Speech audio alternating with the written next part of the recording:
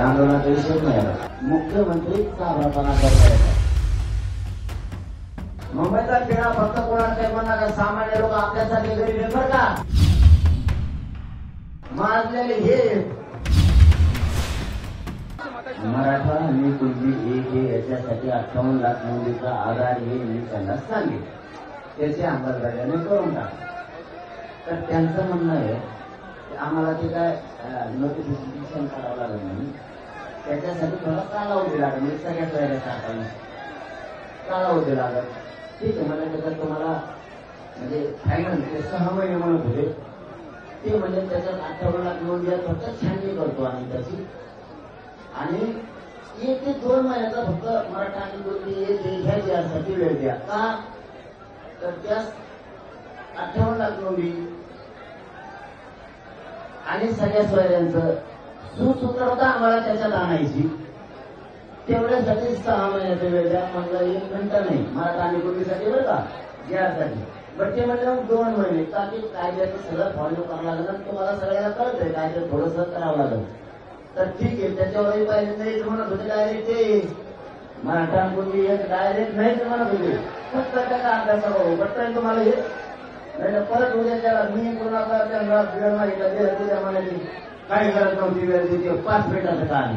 त्यांचं म्हणणं आहे ते त्याची जर हे नाही काढली काय म्हणजे नोटिफिकेशन काढत नाही गेला आणखी नंतर म्हणलं की 1 मिनिटही नाही. एक मराठा आणि कुणबी ज्याला काढायचं 1 मिनिटही नाही नंतर म्हणलं.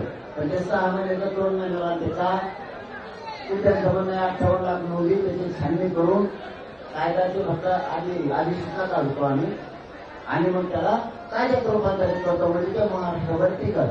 आता त्याचा काढण्याच्या कधी ते कॅन्सल असते ते कोर्टात टिकणार नाही असं. ठीक आहे म्हणलं मी आणखी त्याच्याजवळ बोललो नाही. मी हा म्हणलो होता 2 महिने पण नंतर पुन्हा नाही म्हणलं 1 मिनिटाची वेळ मराठा आणि कुणबी कायद्यासाठी नाही ते सांगितलं.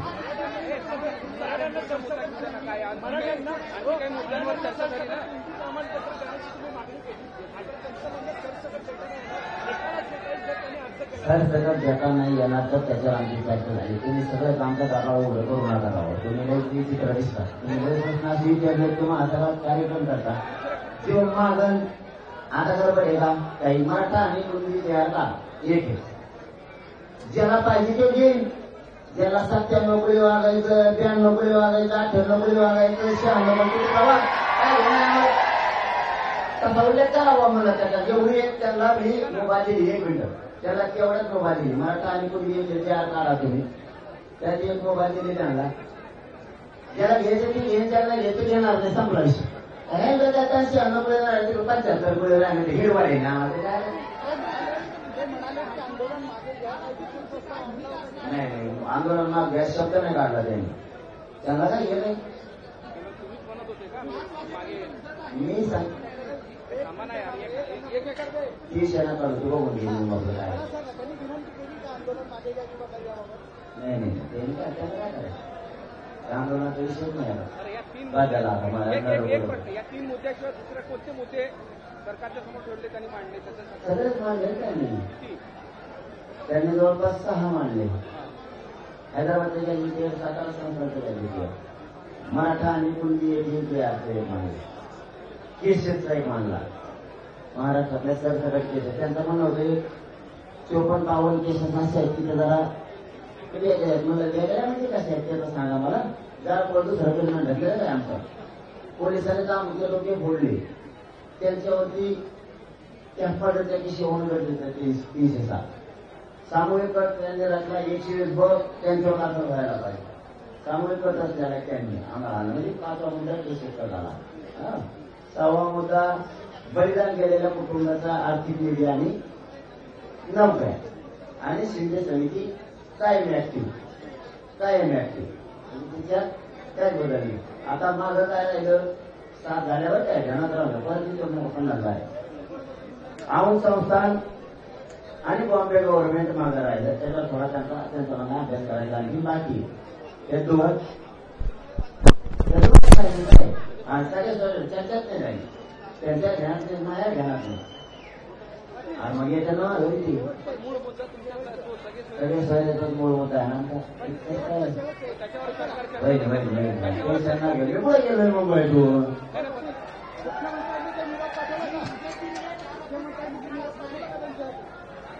नाही करणार त्याला आणि शिंदे समिती नाही जास्त प्रश्न विचार शिंदे समितीने चांगल्या स्वरूपाचं काम केलं.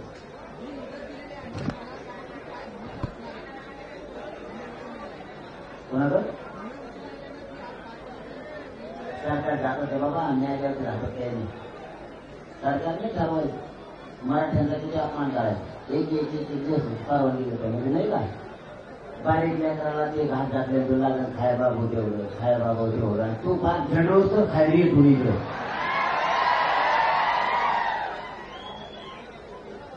आम्हाला सगळं करतं सरकार हातात आहे. न्यायदेवतेला दोष कुणी देऊ नये. न्यायदेवता न्यायदेवता आहे. न्यायदेवता सगळ्यांसाठी मुख्यमंत्री चाभरापणा करता येतात आणि मुख्यमंत्री आम्हाला वेळ नक्की देणार कारण इतके करोडो मराठी सगळ्या मुंबईत तिथं तुम्हाला दिसतात की आपल्या मुंबई जिल्ह्यात फक्त माझी विनंती आहे तुम्हाला सगळ्याला गाड्या मैदानावर सुरक्षित लावा म्हणजे पाऊस आला तुम्हाला झोपायला तुमच्या मैदानावर गाडी जाता येईल. दुसरं पोलिसांनी गाड्या आलेल्या तर त्यांना सांगायचं मैदान पुढे सांग तिथं गाडी नेऊन लावायची इथं रेल्वेत लय मस्त मजा येईल. 5 रुपयात माणूस कोणत्या कपारात जातो आणि नाही काय तरी रेल्वे फ्री म्हणते आणि जाऊन तिकडे निघू होती आपली तुम्ही आपल्याला फोटो देणार.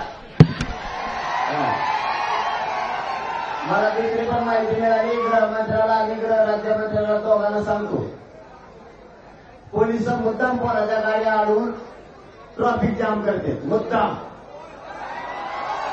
पोलिसांनी हे करू नका गाड्या आलेल्या ट्रॅफिक जाम नाही होते काय होईल तुम्ही गाड्या अडवू नका. प्रत्येक पोराला सांगा हे ग्राउंड आहे पोराला तुम्हाला सांगतो जे ग्राउंड सांगते कथा ग्राउंड लावायचे इथं मुंबईचं आझाद मैदानापासून सगळे 10-20 किलोमीटरच्या आतच आहेत. आयला आपण तो रुपये येणारे लोकच भिड्या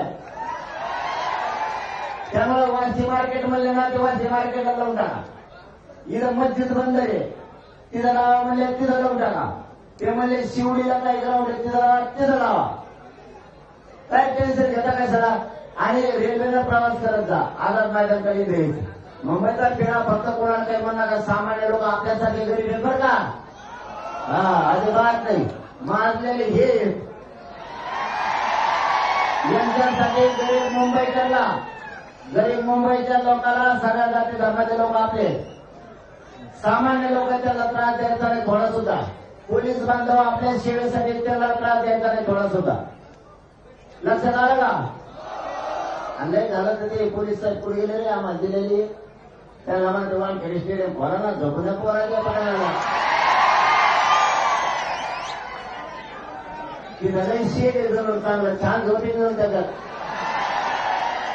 आणि आमचे लोक मराठीतील आसपास येऊन मला आता एक जण कानात येऊन सांगितलं की मला मराठीचे जवळ आम्ही रिटर्न खूप घालून तुम्हाला कोण कधी स्टेडियम आम्ही चेंडू खेळत होतो एवढे वेळा आमच्या पोरांना खाऊन झोपू द्या तिथे हे बॅटीला हाणते ते बॅटीला चेंडू हाणते चेंडू हाणं आणि थोड्या आता पावसाच्या पाण्यात राहू दे ना आम्हाला रेटून झोपतील निकडे बाळा आमच्या गरीबाची लई शेत ठोकल्या घेऊन ते फक्त पुढच्या फिरच्या हात लावणार ते लावणार की नाहीत आमचे पोरं.